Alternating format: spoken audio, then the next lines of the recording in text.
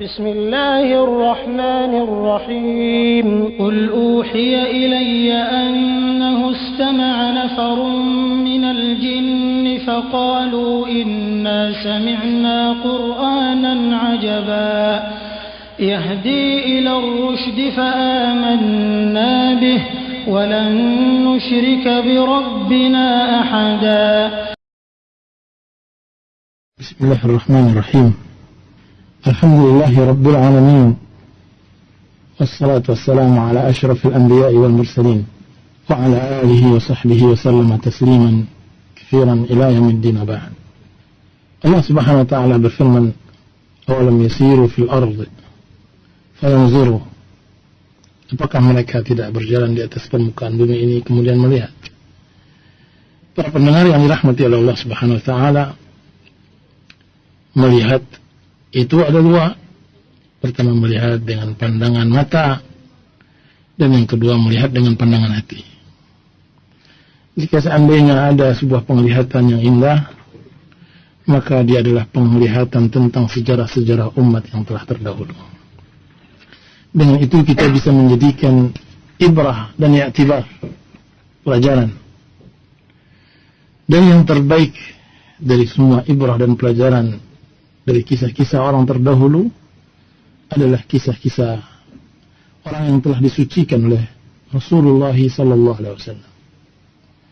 Dari kalangan sahabat-sahabat Rasulullah dan kalangan tabi'in dan kalangan tabi'in. Orang yang jadi di dalam berdakwah seorang muslim hendaklah pintar dan cerdas.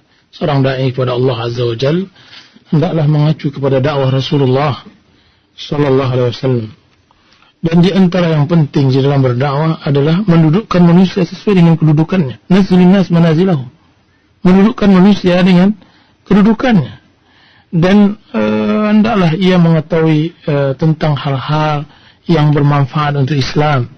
Dan di antara yang sangat penting lagi adalah mendakwahi pemimpin-pemimpin kabilah. Makanya Rasulullah SAW memberikan perhatian khusus kepada pemimpin-pemimpin kabilah yang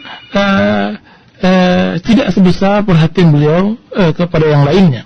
Cobalah bagaimana Rasulullah SAW membagikan harta Hunain, ghanimah Hunain kepada pemuka-pemuka Quraisy. Cobalah bagaimana Rasulullah SAW menspesialisasikan, mengkhususkan rumah Abu Sufyan untuk masuk ke rumahnya yang dia adalah notabene adalah pemuka Quraisy.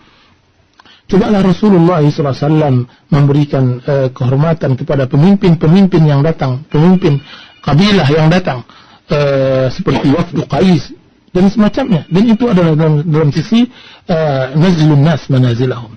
Dan hendaknya dakwah kepada Allah Azza wa Jalla juga bisa memahamkan tentang strategi seperti itu. Dan yang kedua yang juga harus dipahami dalam sisi tufail, misalnya atau dua sahabat yang datang tadi dan kedua-duanya adalah pemimpin kaumnya, bahwa pemimpin kaum adalah kepala, dan barang siapa yang mendapatkan kepala berarti akan mengikut yang lainnya. Jadi pegang kepalanya maka Anda tidak akan digigit. Kalau seandainya Anda mendapatkan kepala berarti permasalahan tidak akan masalah. Jadi perhatikan hal-hal yang seperti itu. Bersamaan dengan itu jangan lalaikan yang lain. Orang-orang lemah sangat juga dipentingkan dalam Islam.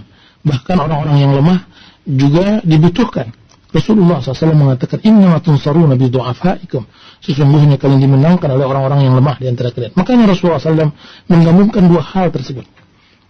Sebagaimana beliau berdakwah kepada pemuka-pemuka Quraisy, beliau juga berdakwah kepada level-level rendah semacam Bilal bin Rabah, Suhaib bin Rumi, Zaid bin Harithah dan sahabat-sahabat yang lainnya.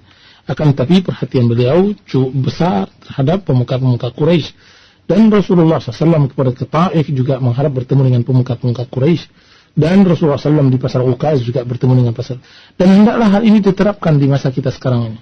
Dan itu bisa diterapkan. Dan itu telah dilakukan oleh banyak hal. Dai-dai, pembaharu-pembaharu sudah mulai masuk. Di antaranya adalah Syekh Muhammad bin Abdul Wahab rahimahullahu ta'ala yang bertemu dengan Muhammad bin Saud. Sehingga terjadi dua kekuatan ilmu dan kekuatan kekuasaan, sehingga terjadilah sebuah negara Islam yang Masya Allah berdiri di atas tauhid.